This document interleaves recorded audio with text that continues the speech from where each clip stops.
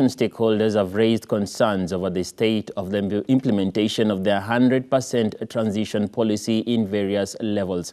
Now, the National Assessment of Public Primary Schools' readiness to receive the grade 7 students and facilitate them revealed gaping challenges, with the working group denoting a lack of public confidence in the discordant cold and hot blows from the government.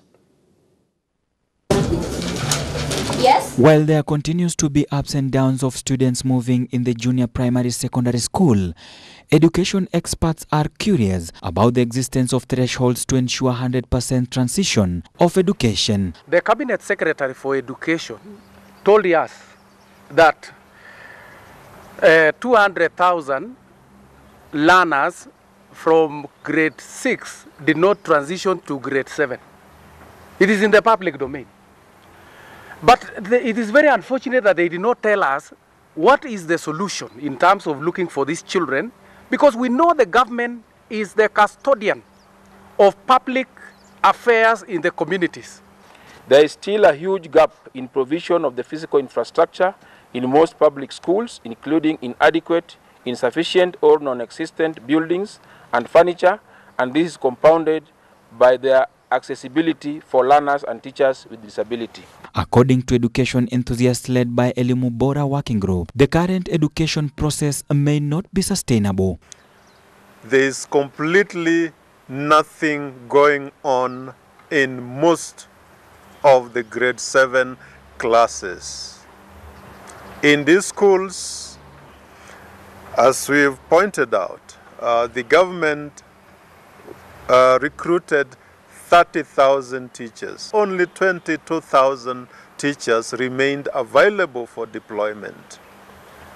We also pointed out that these 22,000 are far less than the number of public primary schools. So at the most, we can only be thinking of a school having one junior secondary school teacher. Some of their questions include: was there a proper cost analysis of what it will take to transition to CBC? Why is it that we don't have adequate funds allocated in the recruitment of the number of teachers required to roll out this system? Why is it that there is no adequate budgetary allocation to support the infrastructure development that is required to roll out the junior secondary school? So we are asking Parliament not only complain, but to ensure that there is adequate budgetary allocation that is necessary to support the transition in terms of recruitment of the adequate number of teachers required, and also improving the infrastructure that will support junior secondary schools in terms of equipments and materials that are there. They want the government to answer several questions. There are credible reports that parents are opting to have their children skip grade 7 to join standard 8. Which is basically means moving from CBC back to 844. This, in our view, confirms that even parents are not ready, and have not been adequately facilitated to transition their children to junior secondary school. Government must forthwith stop using children as pawn by putting them through a chaotic, ill-thought out and rush to education system. The junior secondary school, especially those domiciled in public primary schools, are marred with huge challenges ranging from congestion. They fear that the movement of primary school teachers to go to secondary junior may be a wrong idea and a compromise to quality of education. So we note that most of the primary school teachers have not been trained for junior secondary school. And I think an action from the government needs to be taken immediately.